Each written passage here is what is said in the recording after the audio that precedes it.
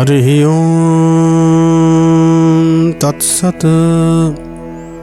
श्रीगणेशाय नमः। श्रीमद्भागवत महापुराणं प्रथमस्कन्धः अथ प्रथमोऽध्यायः। मङ्गलाचरणम्। जन्माद्यस्य यतोऽन्वयादितरतः चार्थेष्वभिज्ञस्वराट् तेने ब्रह्महृदाययादिकवये मुह्यन्ति यतशूरयः। तेजो वारिमृदां यथा विनिमयो यत्र त्रिसर्गो मृषा धाम्ना स्वेन सदा निरस्तकुहकं सत्यं परं धीमहि। धर्मः प्रोज्झितकैतवोऽत्र परमो श्रीमत्शराणां सतां वेद्यं वास्तवमत्र वस्तु शिवदं तापत्रयोन्मूलनं श्रीमद्भागवते महामुनिकृते किमु वा परैरीश्वरः सद्यो हृद्यवरुध्यते कृतभिः शुश्रूषुभिस्तत्क्षणात् निगमकल्पतरोर्गलितं फलं शुकमुखादमृतद्रवसंयुतं पिबत भागवतं रसमालयं मुहुरहो रसिका भुवि भावुकाः। कथाप्रारम्भः। नैमिषे निमिषक्षेत्रे ऋषयः शौनकादयः सत्रं स्वर्गाय लोकाय सहस्रसममासत। तैकदा तु मुनयः प्रातर्हुतहुताग्नयः सत्कृतं सूतमासीनं प्रपक्षुरिदमादरात्। ऋषयः ऊचुः त्वया खलु पुराणानि शेषेतिहासानि चानघ आख्यातान्यप्यधीतानि धर्मशास्त्राणि यान्युत यानि वेदविदां श्रेष्ठो भगवान् बादरायणः। अन्ये च मुनयः सूत परावरविदो विदुः वेत्थत्वं सौम्य तत्सर्वं तत्त्वस्तदनुग्रहात्।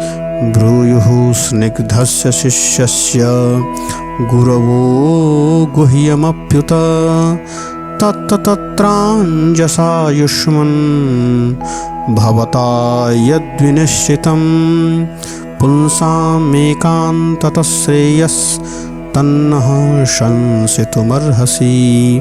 प्रायिणाल्पायुषः सभ्य कलावस्मिन् युगे जनाः मन्दासु मन्दमतयो मन्दभाग्या हि पुद्रुताः। भूरीणि भूरि कर्माणि श्रोतव्यानि विभागशः अतः साधोऽत्र यत्सारं समुद्धृत्य मनीषया ब्रूहि नः श्रद्दधानानां येनात्मा सम्प्रसीदति। सूत जानासि भद्रं ते भगवान् सान्त्वतां पतिः देवक्यां वसुदेवस्य जातो यस्य चिकीर्षया। तन्नः शुश्रूषमाणानां मर्हस्यङ्गानुवर्णितुं यस्यावतारो भूतानां क्षेमाय च भवाय च आपन्नः संसृतिं घोरां यन्नाम विवशो गृणन् ततः सद्यो विमुच्येत यद्बिभेति स्वयं भयं। यदपादसंश्रयासूत मुनयः प्रशमामायनाः सद्यः पुण्यत्युपसृष्टाः स्वर्धोन्यापोनुषेवया। कोपा भगवस्तस्य पुण्यश्लोको यकर्मणः शुद्धिकामो न शृणुयाद्यशः कलिमलापहम् तस्य कर्माण्युदाराणि परिगीतानि शूरिभिः ब्रूहि नः श्रद्धानानां लीलया दधतः कलाः अथाख्या हरे धीमन् नवतारकथा शुभाः लीला विदधतः स्वैरमीश्वरस्यात्ममायया वयं तु न वितृप्याम उत्तमश्लोकविक्रमे यच्छृण्वतां रसज्ञानां स्वादु स्वादु पदे पदे कृतवान् किल वीर्याणि सह रामेण केशवः अतिमर्त्यानि भगवान् गूढः कपटमानुषः कलिमागतमाज्ञाय क्षेत्रेऽस्मिन् वैष्णवे वयम् आसिना दीर्घशत्रेण कथायां संक्षणा हरेः त्वन्नः सन्दर्शितो धात्रा दुस्तरं निस्तितिर्षतां कलिं सत्त्वहरं पुंसां कर्णधारण इवार्णवं ब्रूहि योगेश्वरे कृष्णे ब्रह्मण्ये धर्मवर्मणि स्वां काष्ठामधुनोपेते धर्मः कं शरणं गतः। ॐ श्रीमद्भागवते महापुराणे पारमहंस्यां संहितायां प्रथमस्कन्धे नैमिषीयोपाख्याने प्रथमोत्सवः श्रीकृष्णार्पणमस्तु। अथ द्वितीयोऽध्यायः। व्यास उवाच इति सम्प्रश्नसंहृष्टो विप्राणां रोमहर्षिणिः प्रतिपूज्य वचस्तेषां प्रवक्तुमुपचक्रमे। सूत उवाच यं प्रव्रजन्तमनुपेतमपेतकृत्यं द्वैपायनो विरहकातरया जुहाव पुत्रेति तन्मयतयास्तर्वोऽभिनेदोस् तं सर्वभूतहृदयं मुनिमानतोऽस्मि। यस्वानुभावमखिलं श्रुतिसारमेकम् अध्यात्मदीपमतितिर्षतां तमोन्धं संसारिणां करुणयाः पुराणगुह्यं तं व्याससूनुमुपयाम गुरुं मुनीनां।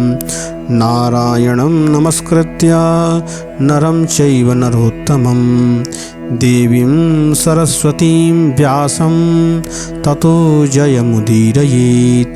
मुनयः साधुपृष्टोऽहं भवद्भिर्लोकमङ्गलं यत्कृतः कृष्णसम्प्रश्नो येनात्मासु प्रसीदति स वै पुंसां परो धर्मो यतो भक्तिरथोक्षजे अहेतुक्यप्रतिहता यात्मा सम्प्रसीदति। वासुदेवे भगवती भक्तियोगप्रयोजितः जनयत्याशु वैराग्यं ज्ञानं च यदहेतुकं धर्मस्वनुष्ठितः पुंसां विक्ष्वक्सेन कथासु यः नोत्पादयेत् यदि रतिं श्रम एव हि केवलं धर्मस्याह्यापवर्गस्य नार्थोऽर्थायोपकल्पते नार्थस्य धर्मकान्तस्य कामो लाभाय हि स्मृतिः स्मृतः कामस्य नेन्द्रियप्रीतिर्लाभो जीवेत यावता जीवस्य तत्त्वजिज्ञासा नार्थो यश्चेह कर्मभिः वदन्ति तत्त्वत् विदितस्तत्त्वत् यज्ज्ञानमद्वयम्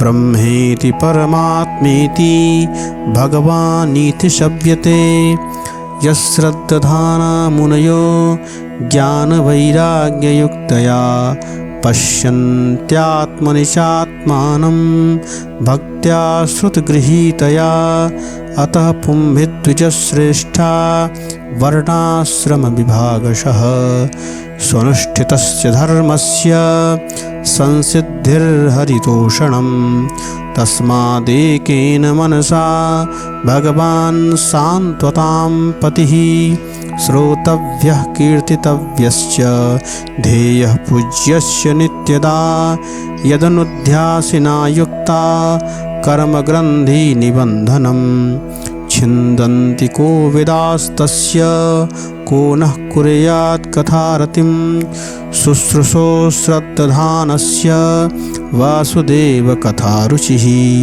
स्वान्महत्सेवया विप्राः पुण्यतीर्थनिषेवणात् शृण्वतां स्वकथां कृष्णः पुण्यश्रवणकीर्तनः हृद्यन्तस्थोऽध्यभद्राणि विधुनोति सुहृत्सतां नष्टप्रायेष्वभद्रेषु नित्यं भागवतसेवया भगवत्युक्तमश्लोके भक्तिर्भवति नैष्ठिकी तदा रजस्तमो भावाः कामलोभादयश्च ये चेत एतैरनाविद्धं स्थितं सत्त्वे प्रसीदति एवं प्रसन्नमनसो भगवद्भक्तियोगतः भगवत्तत्त्वविज्ञानं मुक्तसङ्गस्य जायते भिद्यते हृदयग्रन्थि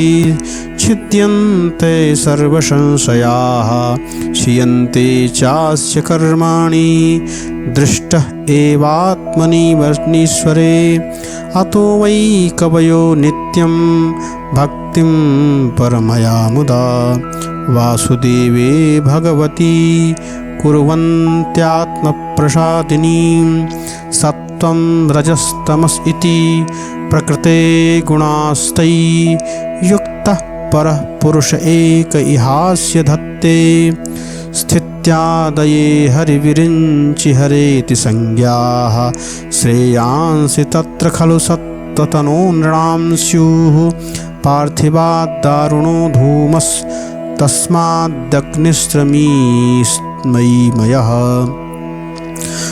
तमसस्तोर्जस्तस्मात् सत्त्वं यद्ब्रह्मदर्शनं भेजिरे मुनयोथाग्रे भगवन्तमधोक्षजं सत्त्वं शुद्धं क्षेमाय कल्पन्ते यूनितानिह मुमुक्षवो घोररूपान् हित्वा भूतपतिनथ नारायणकलाः शान्ता भजन्ति ह्यनशिशूयवः रजस्तमस्प्रकृतयः शमशीला भजन्ति वै पितृभूतप्रजेशादीन् श्रेयैश्वर्यप्रजेप्सवः वासुदेवपरा वेदा वासुदेवपरामखाः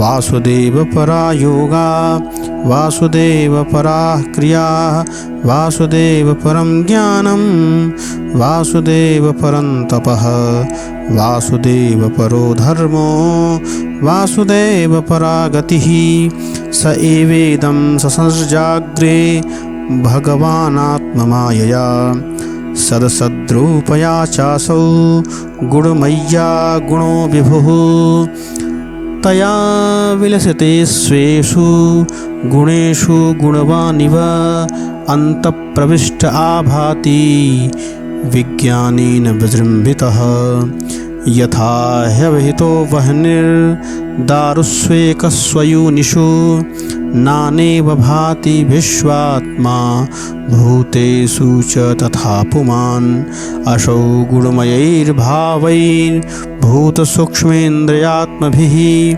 स्वरनिमित्तेषु निर्विष्टो भुङ्क्ते भूतेषु तद्गुणान् भवद्भावयत्येष सत्त्वेन लोकान् वै लोकभावनः लीलावतारानुरतो देवतिर्यं नरादिषु ॐ श्रीमद्भागवते महापुराणे पारमहंस्यां संहितायां प्रथमस्कन्धे नैमिषोपाख्याने द्वितीयोत्सवः। श्रीकृष्णार्पणमस्तु।